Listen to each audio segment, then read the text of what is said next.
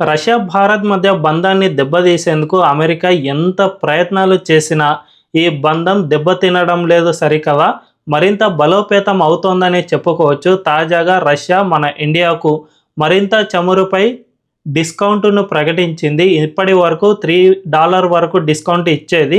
ఇకపై నుంచి ప్రతి బ్యారెల్కు $7 వరకు డిస్కౌంట్ ఇస్తామని ప్రకటించింది.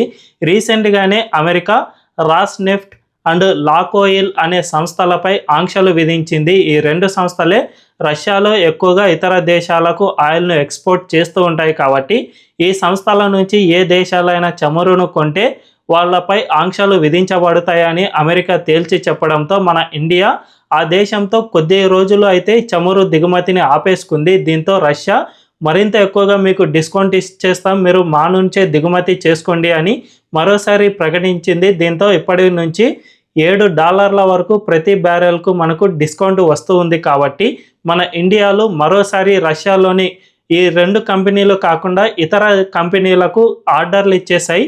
దీంతో ఈ కంపెనీల నుంచి డిసెంబర్ ఎండింగ్ నుంచి జనవరి లోపు మన ఇండియాకు మళ్ళీ క్రూడ్ ఆయిల్ ఎక్స్పోర్ట్ అనేది స్టార్ట్ కానున్నట్లు తెలుస్తుంది. దీంతో అమెరికా ఎన్నిసార్లు మనల్ని దెబ్బకొట్టినా కూడా ఈ రెండు దేశాల బంధం బలోపేతం అవుతుందే తప్ప ఎక్కడా కూడా తగ్గడం లేదని స్పష్టంగా అర్థమవుతోంది.